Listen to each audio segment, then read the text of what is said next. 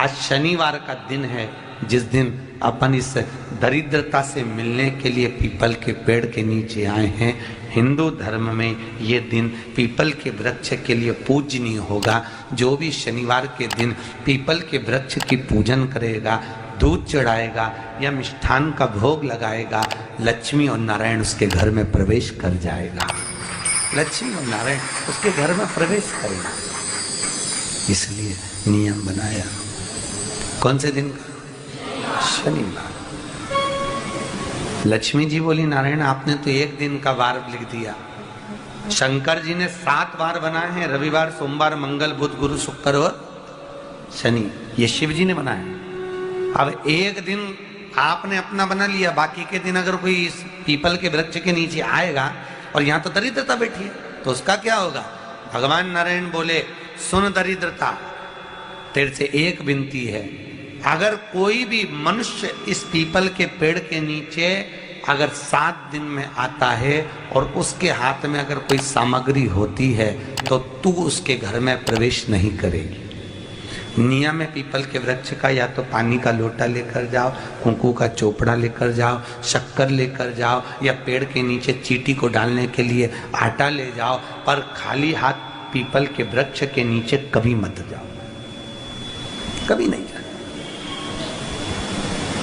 खाली हाथ जाओगे तो दरिद्रता तुम्हारे घर में प्रवेश करेगी। दरिद्रता उठकर खड़ी होकर बोली, नारायण तुमने अपनी मनमानी करी है, एक दिन मुझे भी मेरा चाहिए। भगवान ने कहा, बोल कौन सा दिन चाहिए? दरिद्रता कहती है, रविवार के दिन इस पीपल के वृक्ष के नीचे मैं दिन भर नृत्य करूं, इसमें रहूं, और जो यहाँ आए रविवार को मैं उसके घर में प्रवेश करूं। भगवान ने कहा, ठीक है। दरिद्रता, रविवार का दिन एक ऐसा दिन रहेगा जिस दिन तू इस पीपल के वृक्ष के नीचे नृत्य करेगी और जो आएगा इस पीपल के वृक्ष के नीचे तो उसके साथ प्रवेश करेगी। मैंने तुझे वर दिया। इसलिए हमारे यहाँ केवल पीपल का वृक्ष अगर दीवार में भी लग जाता है ना, किसी की फैक्ट्री की दीवार में, किसी के घर की दीवार में पीपल का वृक्ष अगर लग जाता है, पीपल का पौधा लग जाता है, उसको कितना भी तोड़ लो वो वापस लग जाएगा। फिर तोड़ोगे फिर लग जाएगा। अगर पीपल के पौधे को तोड़ना है तो केवल रविवार का दिन एक नींबू, एक मिर्ची और बमूल का कांटा, ये 3 चीजें रखने के बाद में आधे घंटे बाद रविवार के दिन पीपल के पेड़ को उखाड़ कर फेंक दो। दूसरी बार कभी पीपल दीवार में लगता ही नहीं, कभी नहीं लग सकता। केवल एक रविवार का, केवल एक संडे, इतवार का। घर में दीवारों पर अगर पीपल लग भी गया है, इसलिए पीपल के वृक्ष को उखाड़ने का, अगर घर में पीपल लगा हुआ है या पीपल का पौधा हमारे घर में लग गया, उसको उतारना, निकालना, लगाना, तो पीपल के वृक्ष को अगर निकाला जाता है तो रविवार के दिन, और अगर पीपल के वृक्ष को कहीं लगाया जाता है तो सोमवार के दिन या मंगलवार के दिन, बुधवार के दिन, इन दिनों में लगा सकते पीपल के वृक्ष कहीं लगाना। शनिवार का दिन एक ऐसा दिन होता है जिस दिन पीपल के वृक्ष को कहीं जाकर लगाया नहीं जाता, क्योंकि शनिवार के दिन पीपल के वृक्ष के नीचे लक्ष्मी रहती है। हम अपने हाथों से अगर पीपल का वृक्ष किसी दूसरी जगह पर शनिवार को रोपित करते हैं तो हमारे घर की लक्ष्मी अपने घर से छिन्न होकर चली जाती है। इसलिए शनिवार के दिन पीपल लगाया नहीं जाता, किसी के घर जाकर उसको वापस पलटा नहीं जाता। लग गया उसको डर। प्रभु मेरी धर्म पत्नी को कहाँ रखूं आप बताओ? वो तो जहाँ यज्ञ होता है, अनुष्ठान होता है, दान होता है, पुण्य होता है, सत्कर्म होता है, वहां जाने को तैयार नहीं। अब करूं क्या? भगवान ने बोला, एक काम करो। दुर्वासा जी बोले, जिसके यहाँ रात्रि में बर्तन झूठे पड़े रहते हो उसके घर में इस दरिद्रता को लेकर तुम प्रवेश कर जाना। जिसके यहाँ रात्रि में बर्तन झूठे पड़े हो वहां लेकर प्रवेश कर जाओ। दूसरी जगह दुर्वासा जी बोले, जो स्त्री घर में दोपहर के समय पर सो रही हो उसके घर में इसको लेकर प्रवेश कर जाइए।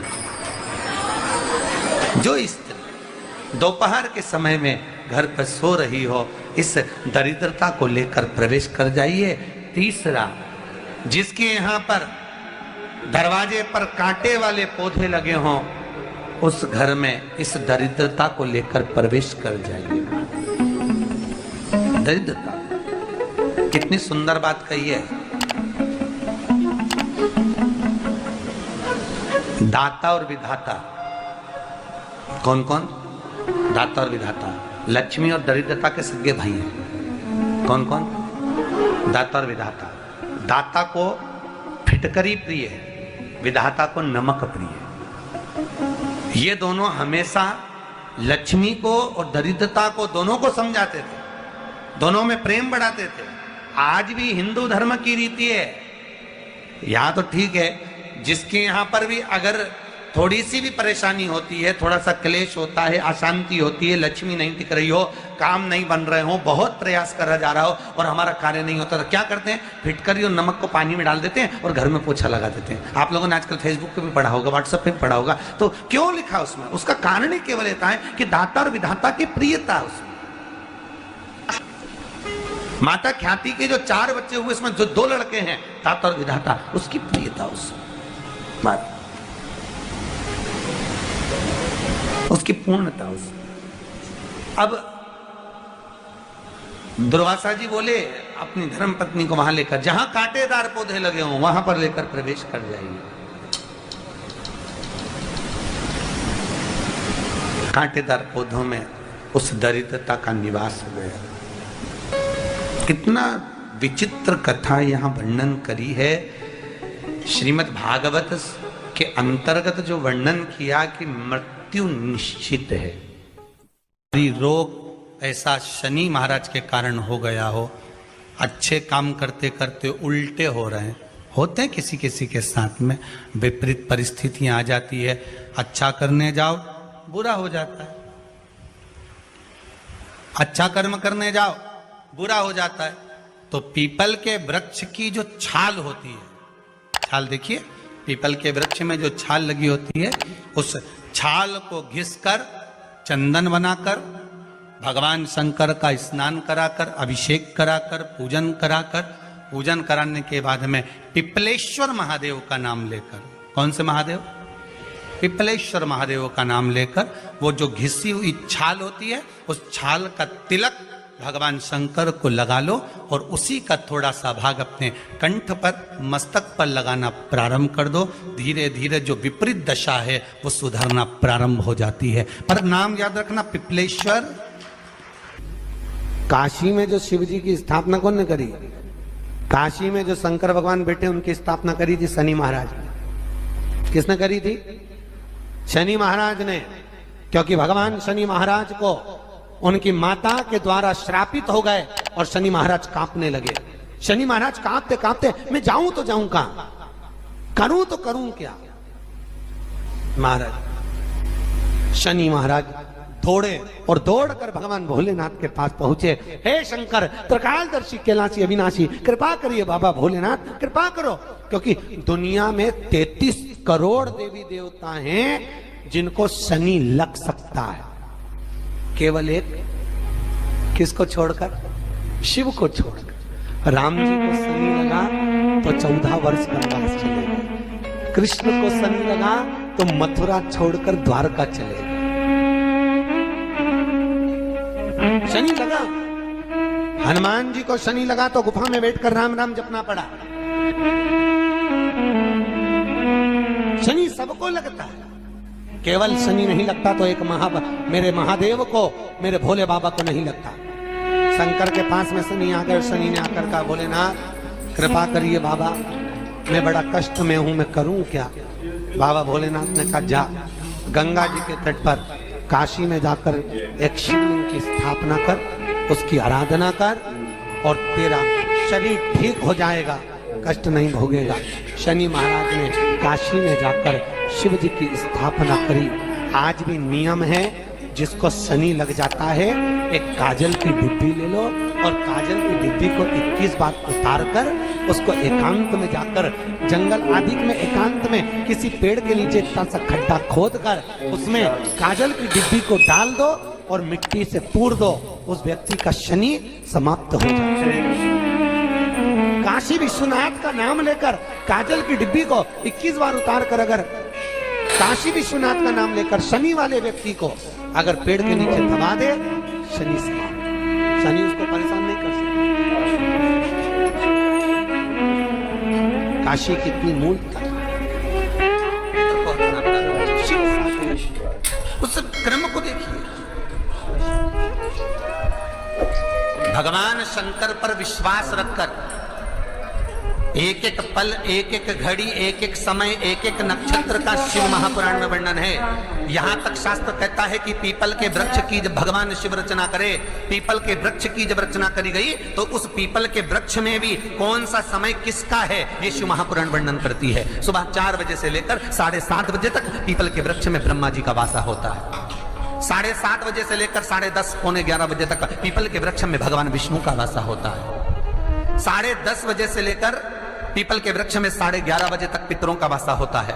11:30 बजे से लेकर 12:30 बजे तक पीपल के वृक्ष में आहूतों का वासा होता है। 12:30 बजे से लेकर शाम को 4 बजे तक पीपल के वृक्ष में वासुकों का वासा होता है।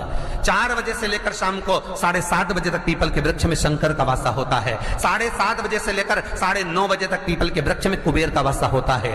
9:30 बजे से लेकर फिर कुबेर के वृक्ष में अन्य देवों का वासा चालू हो जाता है। इसलिए हमारा हिंदू धर्म कहता है, हमारे शास्त्र कहते हैं कि पीपल के वृक्ष को जब पूजा जाता है, पीपल के वृक्ष की जब पूजन करी जाती है तो सुबह 10:30, 11, ज्यादा से ज्यादा 11:30, ज्यादा से ज्यादा 12, उसके पहले पीपल के वृक्ष की पूजन कर लेना चाहिए। रात को कुबेर का वासा होता है, इसलिए पीपल के वृक्ष में दीपावली के दिन रात्रि को 8:30 बजे से लेकर 9:30 बजे के बीच में जो पीपल के वृक्ष के नीचे घी का दिया लगाता है उसके घर में कभी संपदा की कमी नहीं आती है, क्योंकि कुबेर स्वयं विराजमान होता है पीपल के वृक्ष के नीचे। क्यों? क्योंकि 11:30 बजे से लेकर 12:30 बजे तक पीपल के वृक्ष में पितरों का वासा रहता है, आहूतों का वासा रहता है, फिर वासुकों का वासा आता है। पितृ किसको कहते हैं? महाराज जो पूरी उम्र लेकर चले गए और उनके भीतर अभिलाषाएं बहुत थी, मैं ये भी करना चाहता हूं, मैं ये भी करना चाहता हूं, वो पितृ हो जाते हैं। आहूत किसको कहते हैं? जिस माता के गर्भ में बच्चा जन्म ले और मर जाए, या 6 महीने का गर्भ धारण करने के बाद अवर्षण हो जाए, जीव पड़ने के बाद 6 महीने के बाद अगर बच्चा गर्भ में भी शांत हो जाता है, कुंवारी अवस्था में शांत हो जाता है, जिसका विवाह नहीं हुआ ऐसा बच्चा जब शांत हो जाता है, अधोगति में कोई मर जाता है, सुसाइड कर एक्सीडेंट में किसी भी रूप में मर जाता है तो वो आहूत कहलाता। शनिवार के दिन जो पीपल के वृक्ष में सरसों के तेल का दीप लगाता है उसको शनि कभी परेशान नहीं करता। एक बात हमेशा ध्यान रखिएगा, मान लो अगर कोई भारी रोग ऐसा शनि महाराज के कारण हो गया हो, अच्छे काम करते करते उल्टे हो रहे हैं, होते हैं किसी किसी के साथ में, विपरीत परिस्थितियां आ जाती है, अच्छा करने जाओ बुरा हो जाता है, अच्छा कर्म करने जाओ बुरा हो जाता है। तो पीपल के वृक्ष की जो छाल होती है, छाल देखिए, पीपल के वृक्ष में जो छाल लगी होती है, उस छाल को घिसकर चंदन बनाकर भगवान शंकर का स्नान कराकर, अभिषेक कराकर, पूजन कराने के बाद में पिपलेश्वर महादेव का नाम लेकर, कौन से महादेव?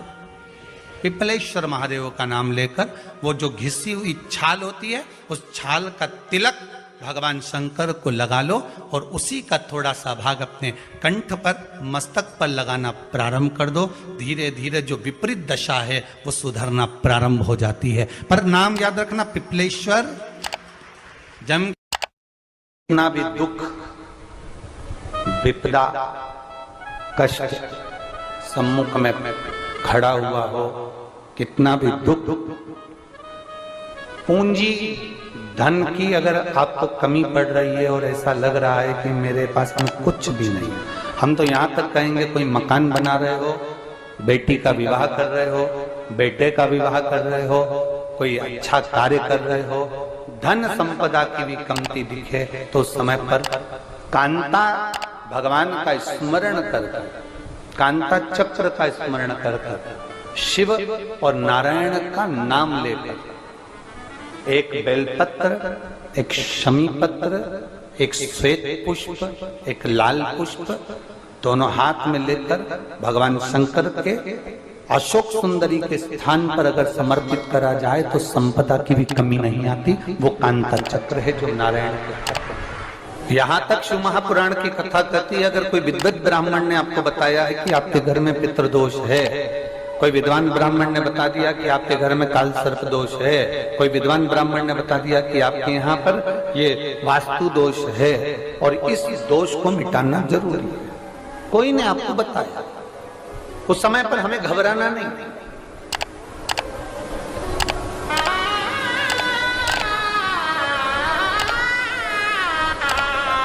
उस समय में घबराने का क्रम नहीं है। कहते हैं पीपल का जो जल झड़ता है पीपल के वृक्ष से, आप लोगों ने कभी देखा है कि नहीं देखा, वो हमको नहीं मालूम।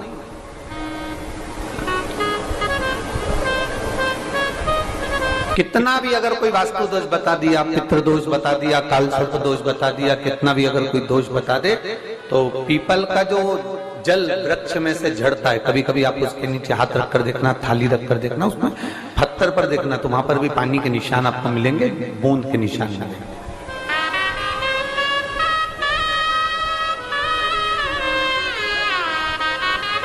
मात्र उस पीपल के वृक्ष के जल की एक बिंदी, एकमात्र बिंदी,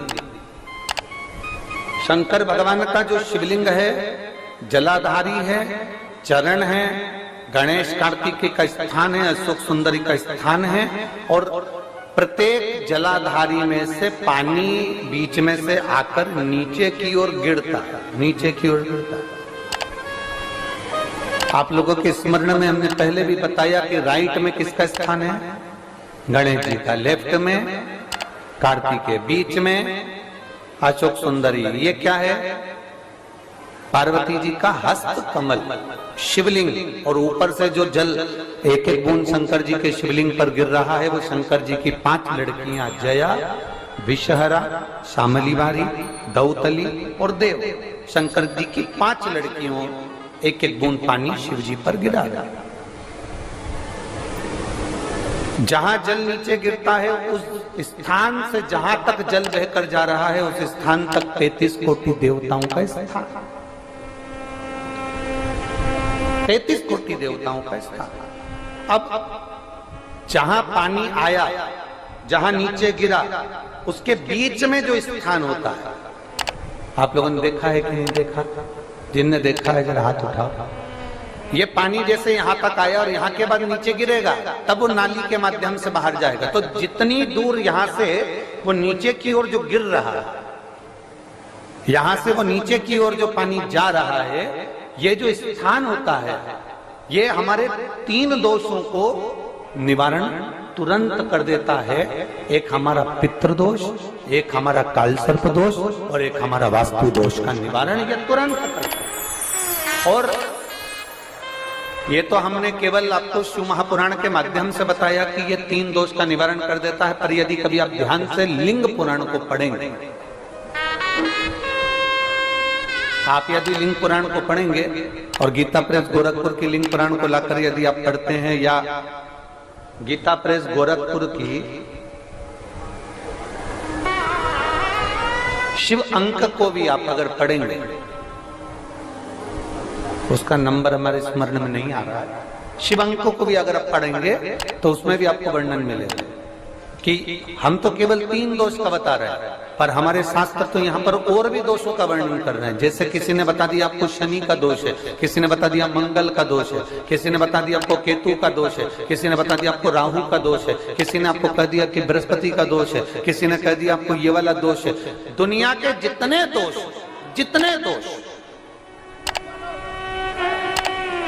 पीपल के वृक्ष के झड़ता हुआ जल की एक